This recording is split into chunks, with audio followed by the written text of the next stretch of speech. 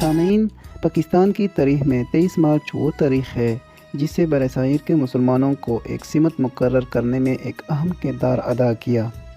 یہ وہ فیصلہ کن دن تھا جب برصغیر کے مسلمانوں نے فیصلہ کیا کہ اب ہندوؤں کے ساتھ رہنا ممکن ہی نہیں، اور مسلمانوں کی نجات ایک علیحدہ مملکت کے قیام ہی میں ہے جہاں پر وہ اپنے مذہب، اپنی شناخت کے مطابق زندگی گزار سکے۔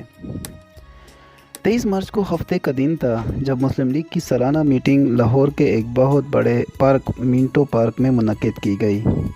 اس اجلاس کی قیادت قائد اعظم محمد علی جناح نے کی اور ان کے ساتھ مسلم لیگ کے تمام سرکردہ رہنما موجود تھے۔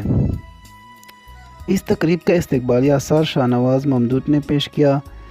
اس کے بعد مولوی فضل حق نے قرارداد پاکستان سب کے سامنے پیش کی، جس کو تمام رہنماؤں نے یک زبان قبول کیا۔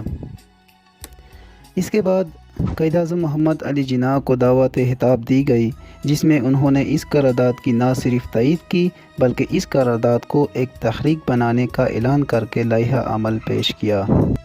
اس قرارداد نے ہندوستان کے تمام حلقوں میں ایک کھلبلی مچا دی۔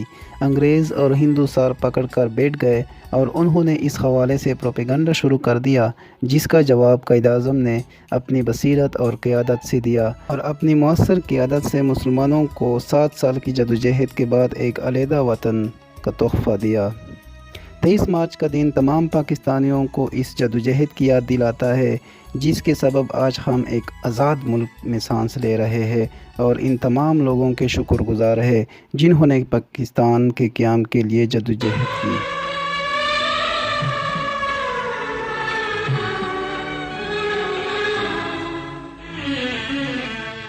If you like this video, click the subscribe button and share it.